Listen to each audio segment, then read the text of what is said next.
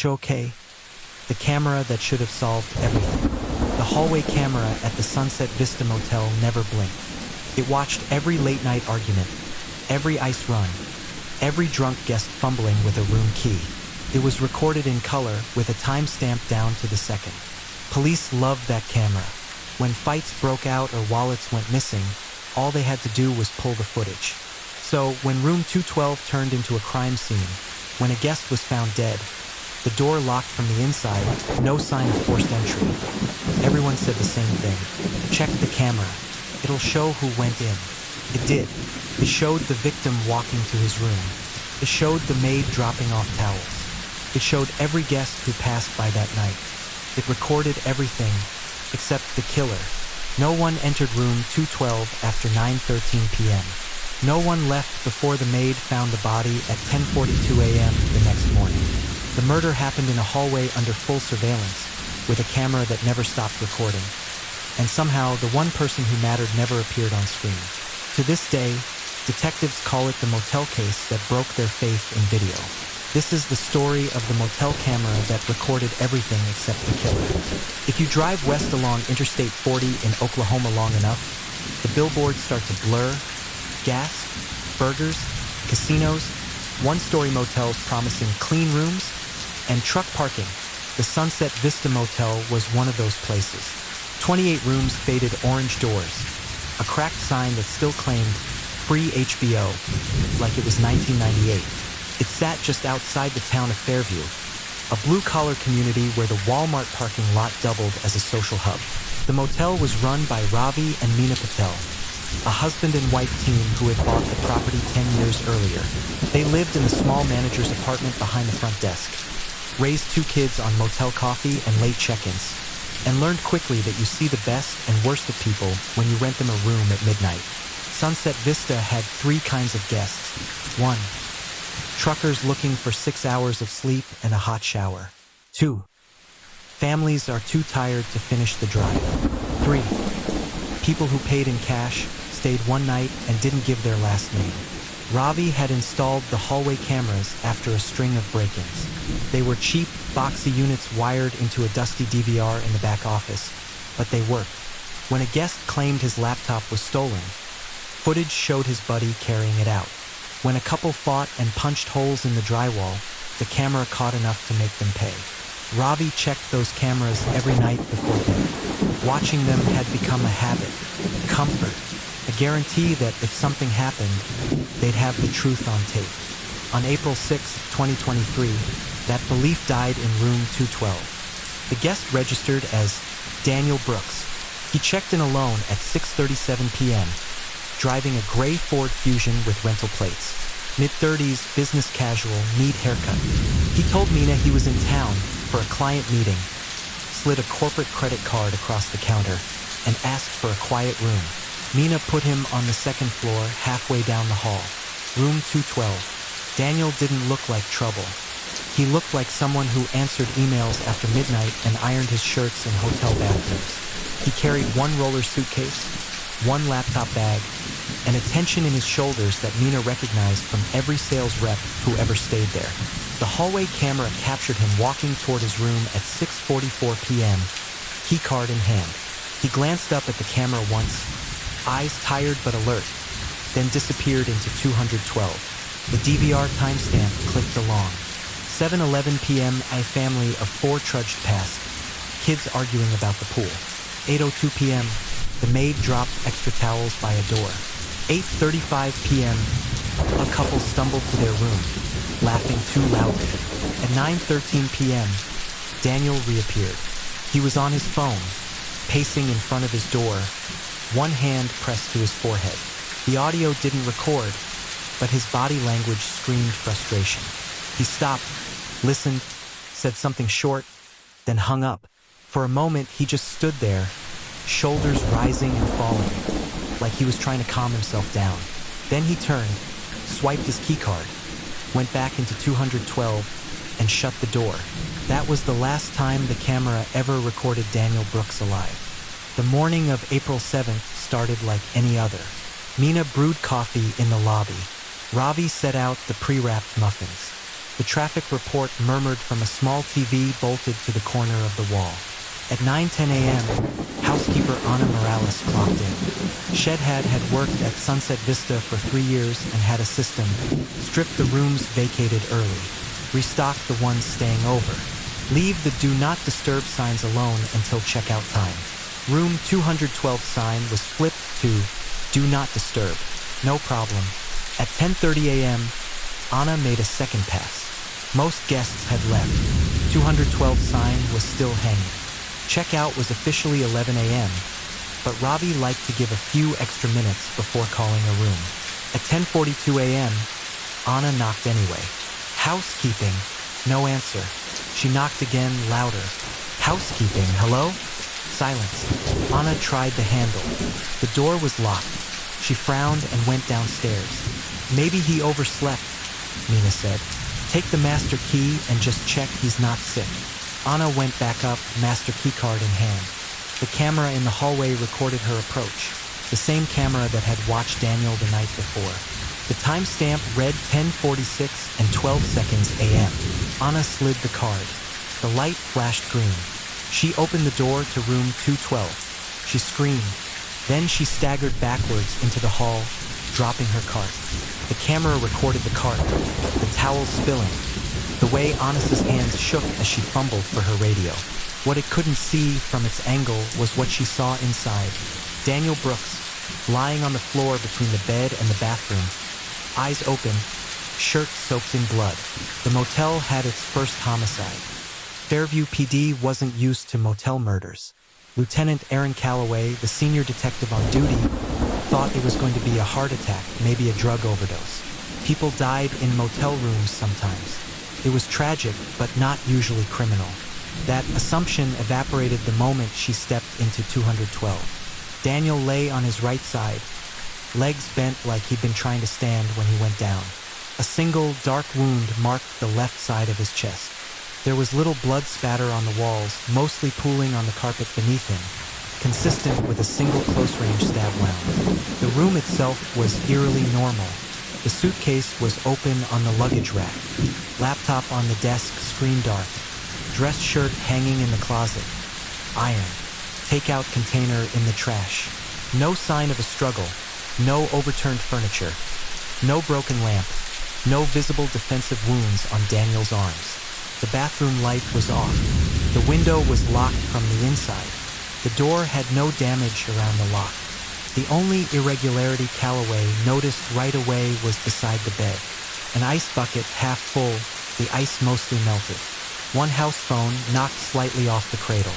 And on the nightstand, screen facing down, Daniel's cell phone. No weapon in sight. No bloody knife in the trash or under the bed. The scene screamed inside job. Someone Daniel knew well enough to let into his room. Someone who could leave without anyone noticing. Calloway's first question to Ravi was automatic. Do you have cameras on this floor? Ravi nodded, relieved.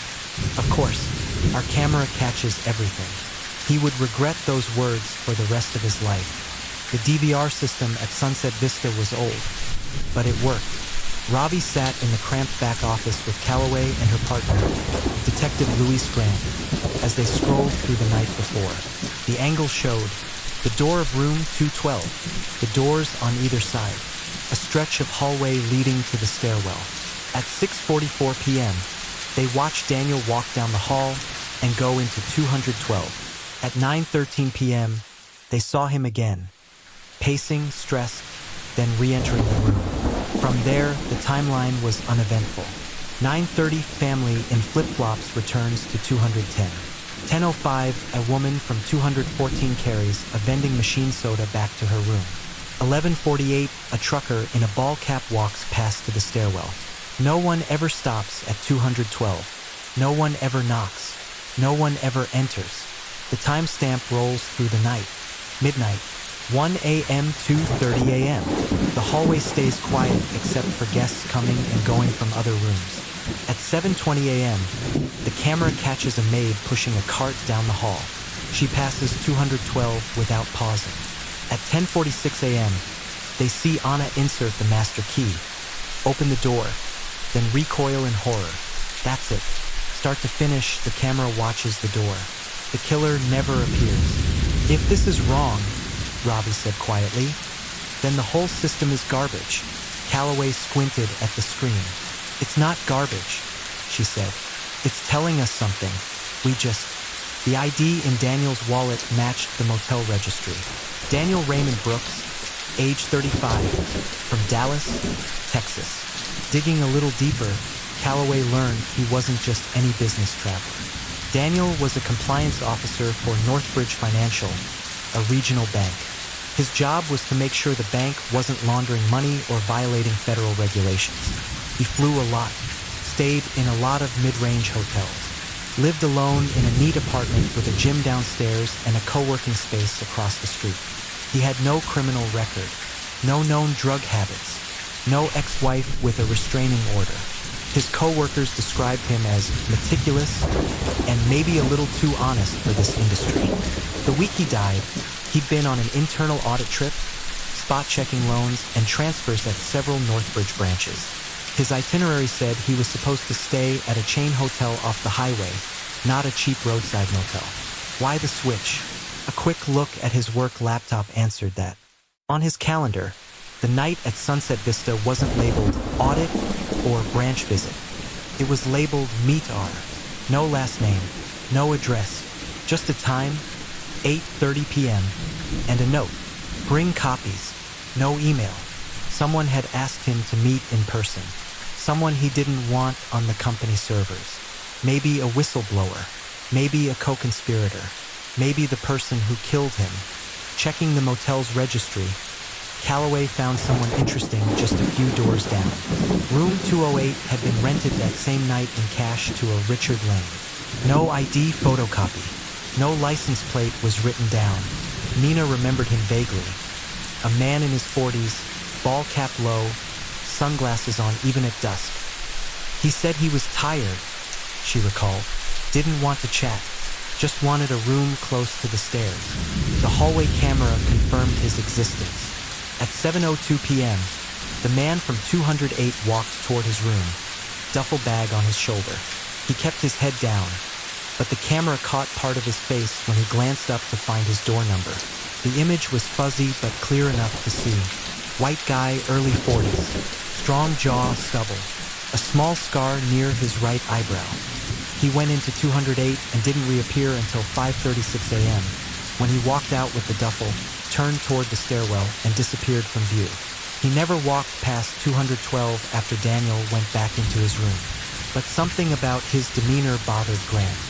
"Look at his bag," he said, rewinding. The duffel seemed heavier on the way in than the way out. And when 5:36 a.m. rolled around, Richard hesitated just a fraction at 212's door, as if checking something.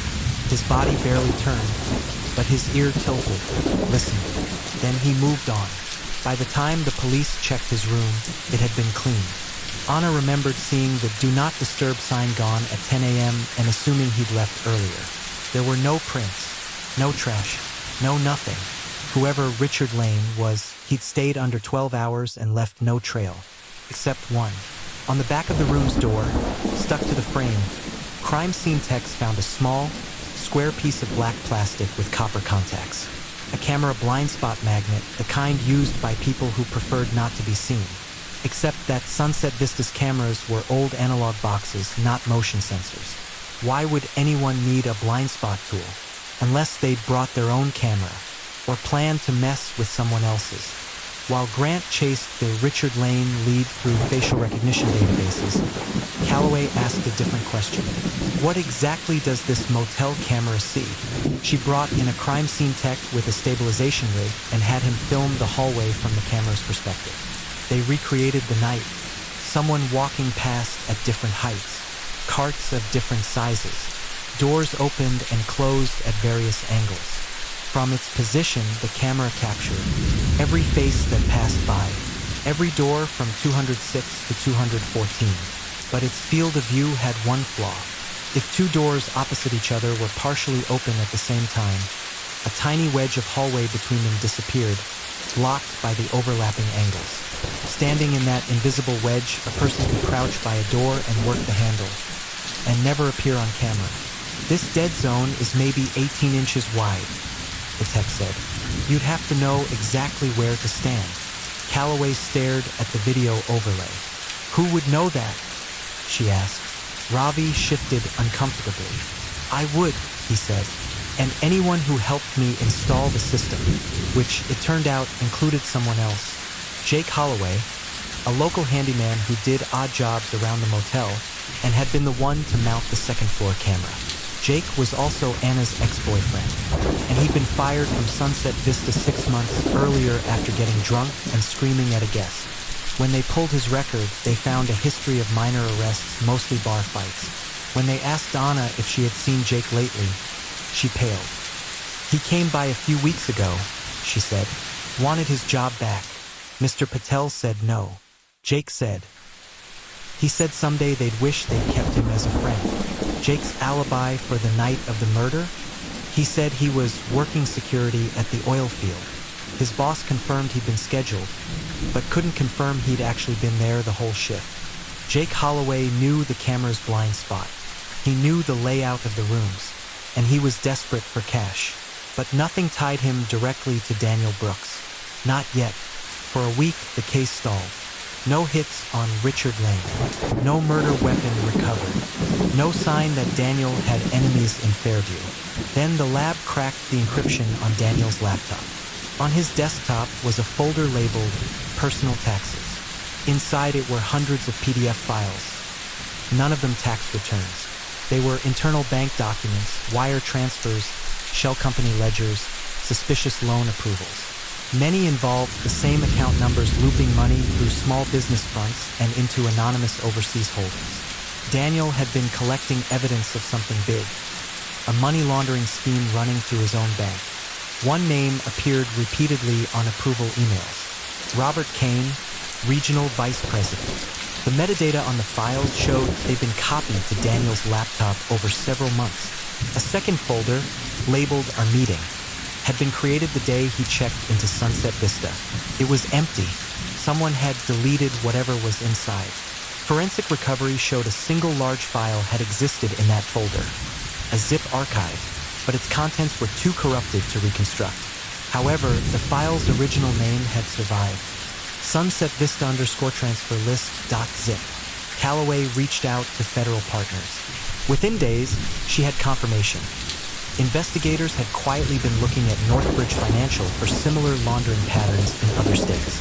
Robert Kane was already on a short list of persons of interest, and Kane's travel records showed he'd flown into Oklahoma City the morning of April 6th and rented a gray Ford Fusion, the same model parked in front of Sunset Vista that night. The rental license plate matched the one in the motel register for Daniel's car, because Daniel hadn't driven from the airport himself. He'd been picked up. When Calloway subpoenaed Northbridge's internal communications, a clearer picture emerged. Daniel had confronted Kane 2 weeks earlier about irregularities in several loan files. Emails became tense. Kane's tone shifted from mentoring to threatening. You're playing with matches in a dry field, Kane wrote. You don't want to be the one who starts a fire you can't put out. Shortly after, Kane scheduled a field audit trip that conveniently aligned with Daniel's. Phone records showed Kane called the motel line at Sunset Vista the day before the murder, asking about room availability and quiet spaces for meetings. Ravi remembered the call. He wanted to know if the cameras worked, Ravi said, grimacing. I told him yes. I was proud of them. Bank security logs also showed that someone with Kane's credentials accessed certain internal transfers at 6:12 p.m. on April 6th, the same time Daniel was checking into the motel. Kane claimed he'd been at dinner with clients that night in Oklahoma City. The restaurant did confirm a reservation in his name, but no one remembered him clearly. Grainy footage from the restaurant's security camera showed several men at the table. Only their backs were visible. Kane's face never appeared. What did appear in a separate piece of footage was more damning. Traffic cameras along I-40 caught a gray sedan heading west from Oklahoma City toward Fairview at 7:45 p.m. and east again at 11:02 p.m. The license plate was partially obscured by dirt, but enhanced stills showed a bumper sticker that matched the rental cars. If Kane had driven to Fairview that night, met Daniel, taken the evidence, and left him alive, someone else would have still had to kill him between 9:13 p.m. and morning, unless the timeline was wrong, unless the camera hadn't shown everything it recorded. A digital forensic specialist from the State Crime Lab took a closer look at the motel DVR.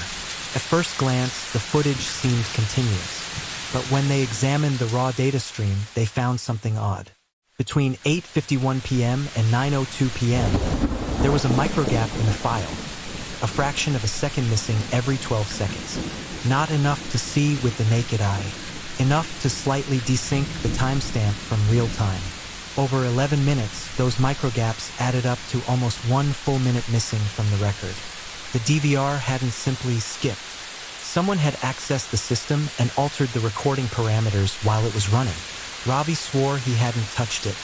Meena confirmed DD been at the front desk during that window. The only person with physical access to the office besides them, house staff, and whoever knew where the spare office key was kept. When they dusted the DVR casing and keyboard, they found plenty of prints from Ravi and Meena. But under the edge of the desk, where a USB port was hidden, they found something else. A partial thumbprint smeared with cheap motor oil. It matched Jake Holloway. Confronted, Jake finally cracked. He admitted he'd done a quick job for someone from out of town. A man who said he worked corporate security and needed to test the vulnerability of the motel's cameras. Jake claimed he'd been paid $500 to plug in a thumb drive, run a script that altered the DVR's time base, and then delete the tool. He was told it was for a training exercise. The man had met him in the parking lot at 7:55 p.m., handed him the drive, and waited in his car while Jake went inside. He described the guy as mid-40s in a suit with a small scar by his eyebrow. The composite sketch based on Jake's description looked a lot like Richard Lane from Room 208, and a lot like what Robert Kane might look like with stubble and a cap. The script Jake ran didn't just create microgaps. It also allowed for remote overwriting of small windows of footage, meaning the timeline the detectives had been staring at was no longer reliable. The killer could have walked to 212's door, knocked, gone inside, and left again in a carefully replaced slice of video less than 30 seconds long. The camera didn't miss the killer by accident. It had been blinded on purpose. An arrest warrant was eventually issued for Robert Kane on charges of fraud, money laundering, and obstruction. Before U.S. Marshals could pick him up, he emptied his accounts and vanished. His passport never pinged any border. His rental car was found abandoned outside Amarillo, wiped clean. Jake Holloway took a plea deal for tampering with evidence and served time. Ravi replaced every camera at Sunset Vista and still flinched every time a guest mentioned security. The official ruling on Daniel B. Brooks' death? Homicide by stabbing, suspect at large. Unofficially, everyone knows what the likely story is. A compliance officer found a money laundering scheme inside his bank. He tried to do the right thing. His boss lured him to a cheap motel off an interstate, a place where cameras could be fooled and doors could be closed quietly. The two men met. Maybe Daniel threatened to go to the feds. Maybe Kane pretended to cooperate, asked to see the files, and promised protection. At some point between 8:30 and 9:15 p.m., Daniel ended up with his evidence gone and his life in someone else's hands. Maybe the killer knocked using his first name. Maybe Daniel opened the door without a second thought. Maybe the attack was fast, one stab and close, no time to fight back. A thumb drive ran in a dusty motel office, shaving slivers of time off the video, just enough to rewrite the night. The hallway camera watched faithfully. The tape rolled. The pixels changed.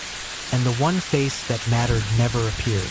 What makes the case so haunting isn't just that the killer slipped past the camera. It's that someone who believed in systems, in rules, in oversight, in audits, died in a place designed to watch everything, at the hands of people who knew how to make the system lie. Today, Sunset Vista's new cameras cover every angle. They're digital, redundant, and backed up to the cloud. But if you stand in that second floor hallway late at night, just outside room 212, staff say you can still feel it. That sense that you're being watched, and that somewhere, someone has already decided what will and won't show up on the tape. Because in the end, Cameras don't deliver justice. People do. And the people in this story, the ones with power, money, and scripts that can erase a minute at a time, are still out there. Maybe driving past another motel. Maybe checking in under another name. Maybe walking down another hallway. In a building where everyone thinks the cameras see everything. Until they don't. If you like long-form, faceless crime stories like this, don't forget to like the video, subscribe to Enter the Crime, turn on the notification bell so you never miss an upload. Drop your thoughts in the comments. Do you think the bank executive planned the perfect camera-proof murder, or did someone else use the blind spot first?